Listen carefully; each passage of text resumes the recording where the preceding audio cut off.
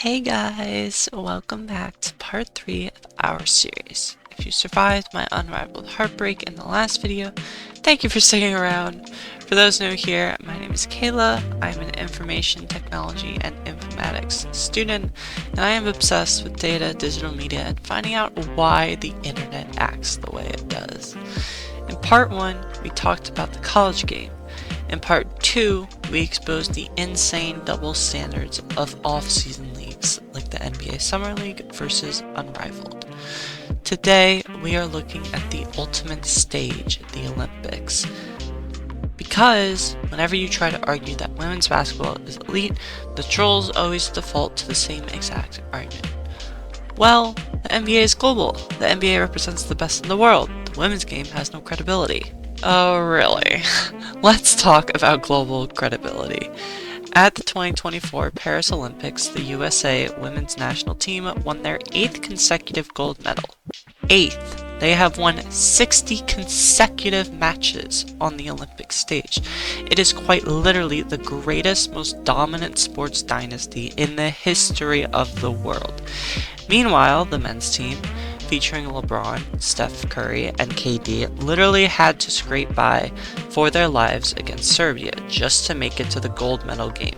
Now, both teams won gold, which is amazing, but if we are talking about absolute, undeniable dominance and credibility, the women's own that conversation. Yet if you look at how the media covered Paris, you would literally think that the women were just an opening act. Let's look at the digital media presence and marketing. How are these teams marketed, and who is getting the actual coverage? Even NBA players are calling this out. Grant Williams, who plays for the Charlotte Hornets, was covering the Paris games behind the scenes. He literally took to Twitter to say, and I quote, "The difference between men's versus women's postgame is disrespectful, and the women deserve better." This is actual data, not just some feeling you get. A massive post-Olympic study by the research agency Red Torch found that female Olympians received significantly less traditional news coverage than men. Male athletes were the focus of 57% of all news stories. But here is the ITI data nerd part of me coming out. The women absolutely carried the digital community. Female Olympians drove 53% of the total social engagement across TikTok and Instagram for the entire Paris Games. The women are the ones driving the culture, creating the viral moments, and actually connecting with the digital audience. But the traditional networks, the ones paying the big broadcasting bills, still default to the men. And of course, the trolls want to point out the TV ratings again. The women's gold medal game drew 7.8 million viewers, while the men drew over 20 million. People weaponize this immediately to say, see, nobody cares, unless Caitlin Clark is playing. Mind you, the women's gold medal game was played at 9:30 a.m. on a Sunday morning in the United States. A Sunday morning which I was working and still tuned into the game. Also, 7.8 million viewers is still a massive number that beats out most NBA regular season games and playoff games. But they don't want to talk about context, they just want to keep moving the goalposts farther and farther and farther. How the sport is actually analyzed. If you watch people who analyze men's basketball compared to women's basketball, the tone shift gives whiplash. A comprehensive 2024 to 2025 Media Clearinghouse study analyzed the exact language commentators and journalists use when talking about sports. When analyzing men, the most common words are mastermind, battle, fastest, and dominate, and these are shown on screen. They talk about men like they are strategic war generals.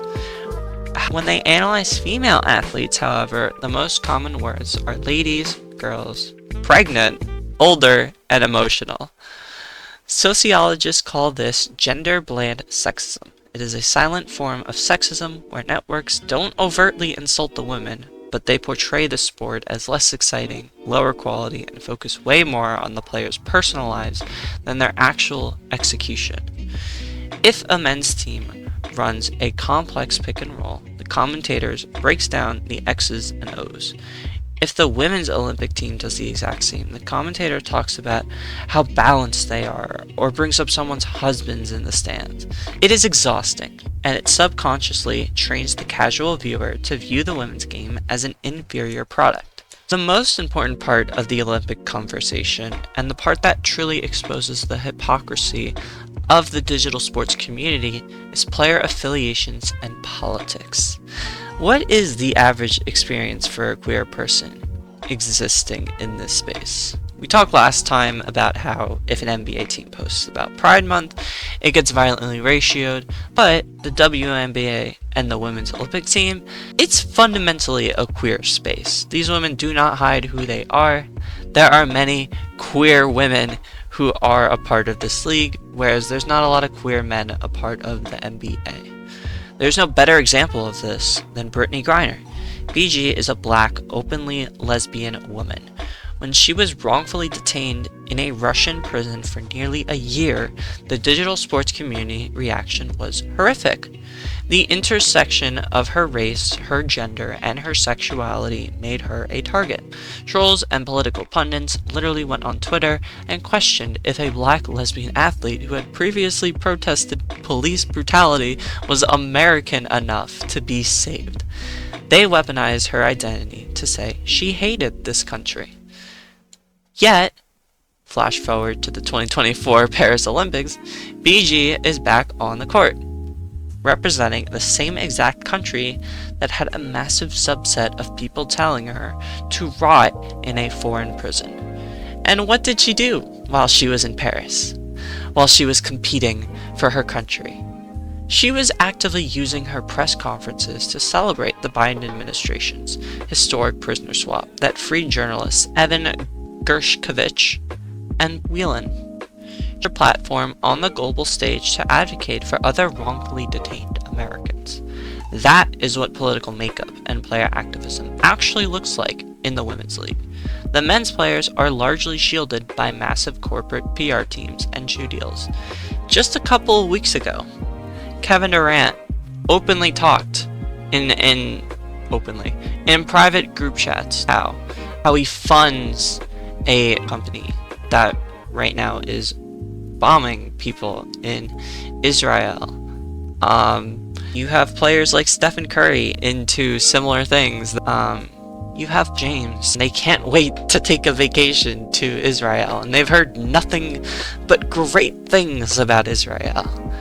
Again, this happened across maybe 5 days during 2026 NBA All-Star Weekend. The women, however, are on the front lines, fighting for civil rights, fighting for queer visibility, and representing America with more grace than half of this country even deserves. The credibility of the women's game on the global stage is bulletproof. They win. They drive the social media engagement, they advocate for human rights, and they do it all while navigating a sports media landscape that literally uses different vocabulary to describe them just to keep them in their place. If you like basketball, you should be in awe of what the USA women's national team accomplished in Paris. The fact that the digital sports world tried to frame an 8th consecutive gold medal as some sort of failure just proves that they hate nothing to do with basketball.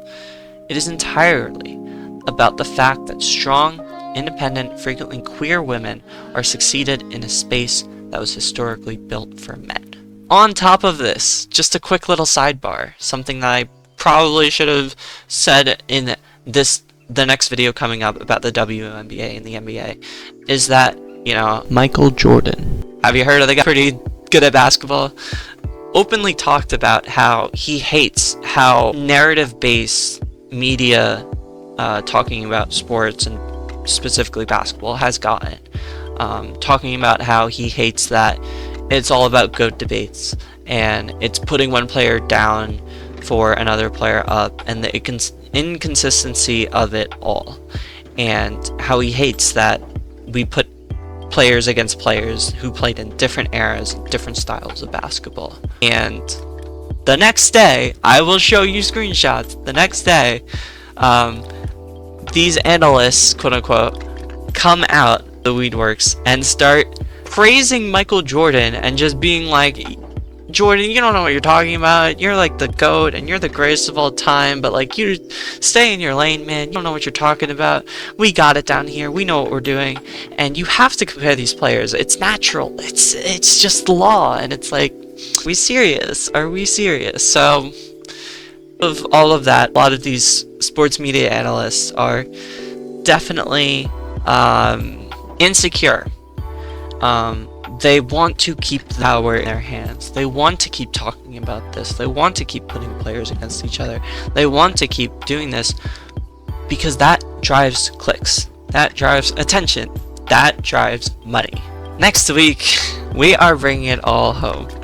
We are going to dive into the WNBA and the NBA. We're going to look at the marketing, the community management, and how specific teams are finally starting to sell the game the right way. I'll see you in part 4. Adios.